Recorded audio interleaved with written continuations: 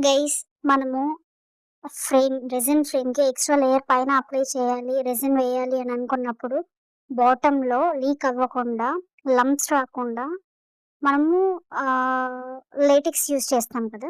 So, latex కాకుండా we can use this Fevicol. Here it is. So, ఇది కొంచెం price వచ్చేసి మనకు ఫ్రెండ్లీగానే ఉంటుంది. సో, ప్రతి హౌస్‌లో మాక్సిమం ఉంటుంది ఇది. So, we will use this to cover the resin frame at the bottom. మనం పైన ఎక్స్‌ట్రా లేయర్ వేసిన టైంలో అది లంప్స్ అనేవి ఫార్మ్ అవ్వకుండా, ఒకవేళ ఫార్మ్ అయినా కూడా ఈజీగా పీల్ ఆఫ్ అయ్యేలాగా మనము ఒక థిక్ లేయర్ కింద అప్లై చేస్తాము. అండ్ ఇది ఫర్ రెసిన్ ఆర్టిస్ట్. అండ్ మనకు కొంచెం చేతి దురద ఎక్కువ కదా!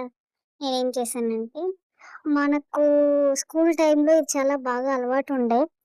ఆ ఫెవికాల్ కానీ, గమ్ గానీ ఏదైనా ఉంటే అది తీసుకునేసి, ఇలా చేతి మీద అప్లై చేసుకునేసి, ఒక థిన్ లేయర్ షీట్ లాగా అప్లై చేసుకునేసి, అది పీల్ ఆఫ్ చేసేసి, అది మొత్తం ఆరిపోయిన తర్వాత పీల్ ఆఫ్ చేసేసి, దాని మీద blue pen or black pen ఏదైనా పెన్ ఉంటే వాటి మీద నేమ్ రాసుకునేసి పెట్టేవాళ్ళం.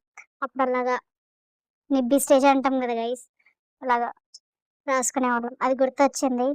మళ్ళీ ఇలా ఎక్కువేం వేస్ట్ చేయలేదు. బట్ గుర్తొచ్చి కొంచెం యూజ్ చేశాను.